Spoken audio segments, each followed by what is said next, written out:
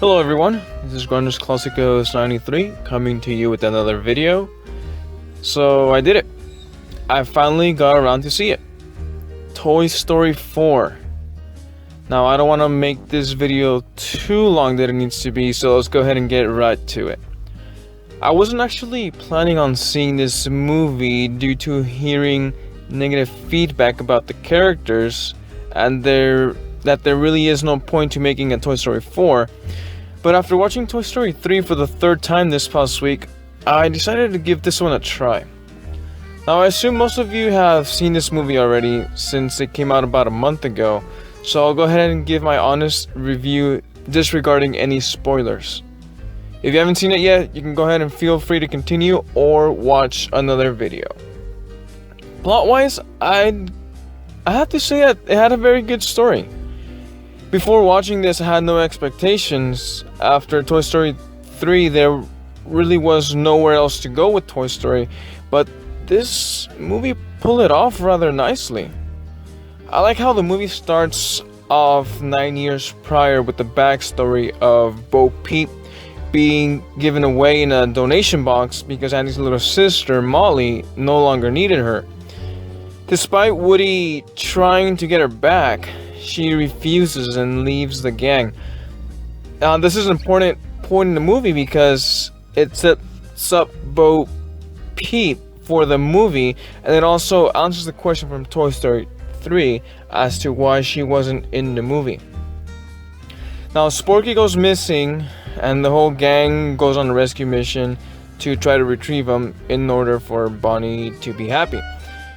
In the process, Woody finds a new meaning in his life after encountering a changed Bo Peep.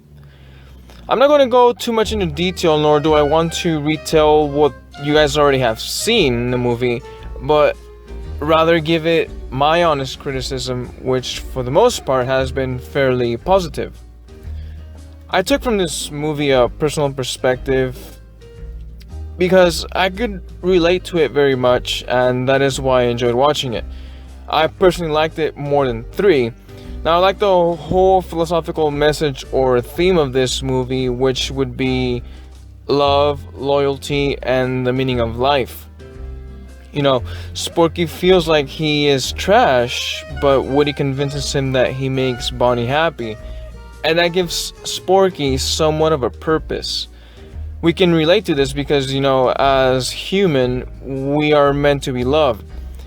And a lot of times, we consider ourselves, or we could consider ourselves, as trash or worthless to others. I know because I've felt like this before at some points in my life, you know, that I'm expendable and nobody wants me. But throughout the movie, Woody explained to Sporky that he is not trash, and that he is the most important thing to Bonnie right now. Woody knows because he was, at one point, the most important thing to Andy in the previous Toy Story movies. Now, in the movie, they meet an abandoned toys that kids, that don't have a kid, and they yearn for a kid. Especially the porcelain doll Gabby, which I'll get to in a bit. But the toys in question, they question themselves, what is the meaning of my life? What's my purpose? For the ones who do have an owner, they would answer, my kid. And these abandoned toys, they would ask, you have a kid? One of the lines that stuck out for the most part in the movie, for me at least, was the noblest thing a toy can do is to remain loyal and loving to a child. And it turns out that a lot of these toys used to have a kid, but they were abandoned because they didn't live up to the expectations of their kid. In the case of Duke Kaboom. Now let's go back to Gabby. At first, I thought that she was an evil character or an antagonist, but upon learning her story, it moved me in knowing that she never got the opportunity to have a kid because of some factory defect that made her voice box unusable, and as a result made her unappealing. There was this girl named Harmony who would come into the store and play with the antiques, and Gabby Gabby would dream of one day being picked by her as her only chance of getting a kid, but all she needed was a voice box, which Woody agrees to trade in order to save Sporky from her. When the opportunity finally came, Harmony picks her up and pulls her cord. Gabby Gabby's voice box introduces herself and says, "I love you." When asked by the shop owner if she would like to have her, she says no and places Gabby Gabby back in the box. Now when I saw this, I felt a knot in my throat because despite her best efforts, she just couldn't get someone to love her. Sometimes, despite our best efforts at love, some people don't really value others. Some of us can relate to Gabby Gabby and come with factory defects. For example, some of us were born with crooked teeth. Some of us are too tall. Some of us are too short. Some of us have an undesirable birthmark, among other things. Harmony meant the world to Gabby Gabby, but Gabby Gabby meant nothing to Harmony. Sometimes there are people in our lives that mean the world to us, and we would do anything for them. But sadly, these people don't feel the same. One of the saddest feelings a human can feel is being alone and abandoned. You know, that no matter how hard you try, you don't get love back. And as a result, you have that void in your heart. Now, I felt this was a climax point in the movie. Going back to Woody, he is a toy that all a person could ever want. Loving, unselfish, loyal. I'm not sure if many of you got this in the movie, but he gave up his voice box in order to save Sporky so Bonnie could be happy.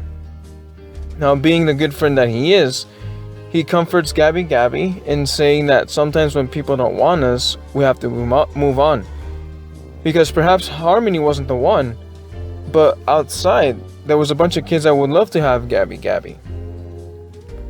Woody thinks that Bonnie would give her a new loving home, and Gabby Gabby agrees to go with Woody in search for a new home.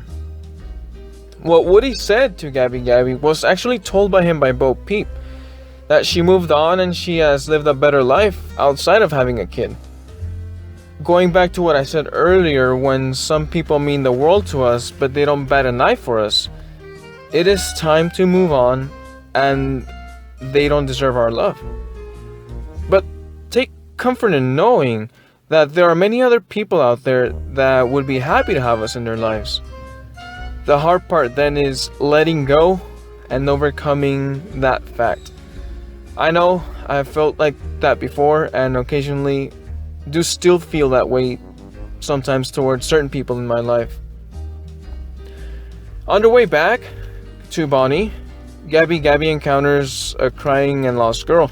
She explains to Woody that she needs to be there for her and goes down to get her attention. The girl pulls Gabby Gabby's cord again, and Gabby Gabby says if she would like to be her friend. The girl keeps Gabby Gabby and approaches a security woman to help find her parents. It turned out well for Gabby Gabby, as after decades of being abandoned, she finally got a home with someone who would truly cherish her. You know, a lot of people that may seem shy or awkward could turn out to be some of the most loyal, loving, and caring individuals. You don't know why they may be the way they are. Most of them may have gone through rejection, abandonment, abuse, neglect, who knows. But once someone dedicates them time to really know them and who they are, they radiate warmness, and just give them a chance. That's why the antique store was called Second Chance Antiques, to give those people, or toys in this case, a second chance. In the end, when it's time to go back to Bonnie, Woody relinquishes his command to Buzz to take care of Bonnie for him and decides to stay where his heart is, with Bo Peep. Now, this is a very nice ending to a movie franchise I grew up with, an ending where everyone got what they wanted and will live happy.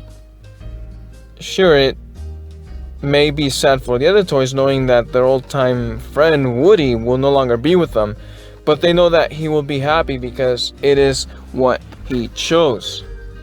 A lot of times we don't need to depend on other people's approval to make us happy or keep us from doing what makes us happy. Early in the movie, Woody talked to Buzz about a toy's inner voice, or I guess his conscience, which Buzz interpreted as his built-in voice that would tell him what to do and what is right. We also have an inner conscience that would tell us when something is right or wrong. If anything was taken from this movie, it would be to listen to it. You know, it's like a compass that guides us where we need to go, and it would be wise for us to listen to it, not to shut it off. All in all, I really enjoyed seeing this movie. I'm sure most of my friends already want to go see it without me already, but you know, that's okay. I learned how to handle things like that a little bit better now. My brother and I enjoyed it, my dad didn't seem to like it, and my mom fell asleep through it. I guess it takes a certain mind level to understand these messages and types of movies to truly appreciate more than just what is shown. Like when I went to go see the movie Interstellar a couple years ago with some friends, they hated it because they did not understand it. Where in turn I understood it, and it is one of my all-time favorite movies. In the end, it's just a matter of opinion. The movie had some really funny moments, especially with the two plushes, the bird and I forgot what the other one was at the moment, and I forgot their names right now, but those were really funny in the movie. I really liked them. They were a nice addition to the gang. Now, I heard that this movie didn't do too well on the box office, but hey, I'd be willing to watch it again. I recommend it. Now, out of 10 stars, I give it an 8.5. Story was good, you know, humor was there. It's just that the movie wasn't really necessary for the Toy Story franchise. But, you know, after all, I enjoyed it very much. And also like the fact that, if you notice closely on one of the sheep that Bo Peep has, it has stickers, but I really found it funny that they added a sticker of a taco to one of its sides. So that's just about it, my honest review. If you like my content, feel free to leave a comment below, like the video, or subscribe to my channel. If you made it this far, then thank you very much for listening, and I apologize if I took way too much of your time. It looks like this video was longer than I expected. So this has been Grandes Clásicos 93, signing off and wishing everyone a very pleasant good evening.